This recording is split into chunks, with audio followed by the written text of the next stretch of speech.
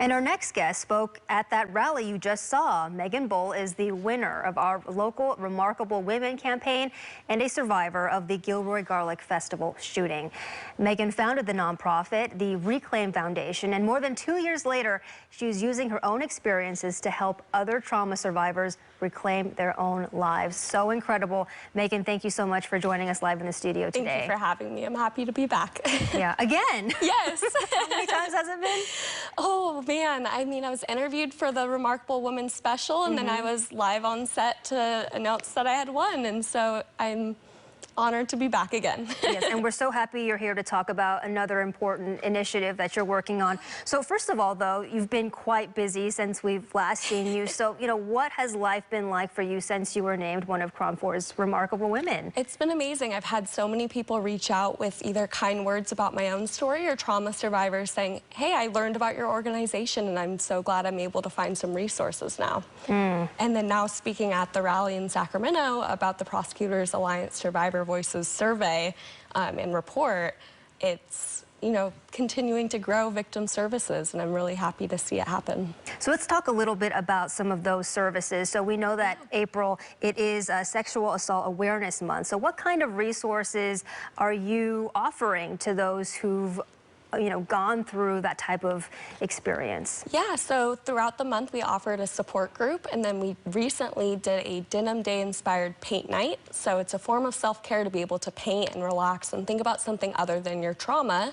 And then all in honor of Denim Day, which is up and coming, which is Wednesday, April 27th. And Denim Day was started after a court case in Italy in 1992. An 18-year-old young woman was raped by her 45-year-old driving instructor. And then that driving instructor was able to get out of prison because the Italian Supreme Court claimed that she must have given consent because she was wearing jeans and must have helped the jeans be removed.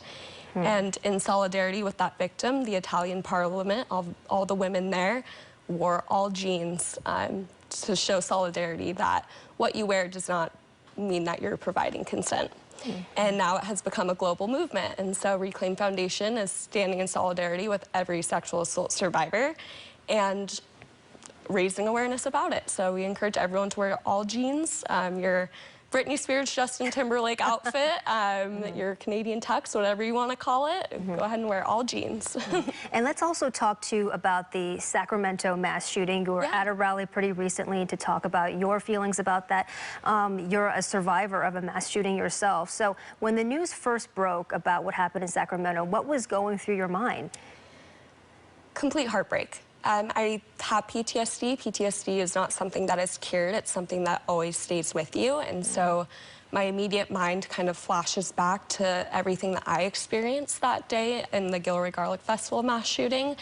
And then also the heartbreak of knowing what all the survivors are going to have to go through, what the victims' families are dealing with, and knowing kind of the lack of resources that I had felt. But now more than ever, I am hopeful that they will be able to receive the support that I didn't have and past victims did not have, either through Reclaim Foundation or through this new survivors report, because the Prosecutors Alliance is teaming up with a bunch of legislators to be able to pass more victims' compensation. So making sure advocates are trauma-informed when they respond to these events, being able to offer therapy and mental health services for folks, and continuing their treatment throughout time.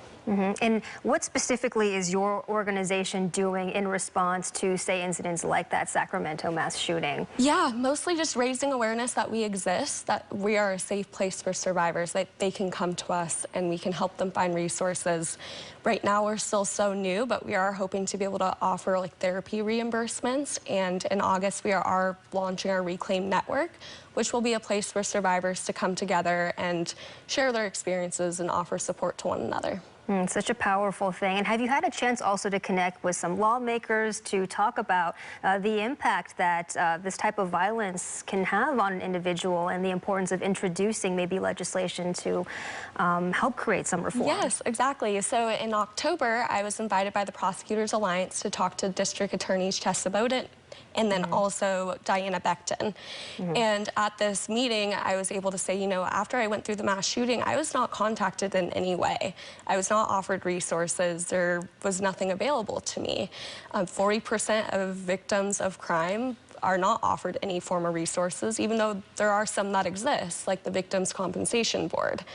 And so that kind of evolved into the Survivor Voices report, and that is where I went this Monday to reflect on what all the findings that they found, because they talked to 710 other survivors beyond myself, and there's a lot of commonalities with it, that many people did not receive resources, that there was more support needed.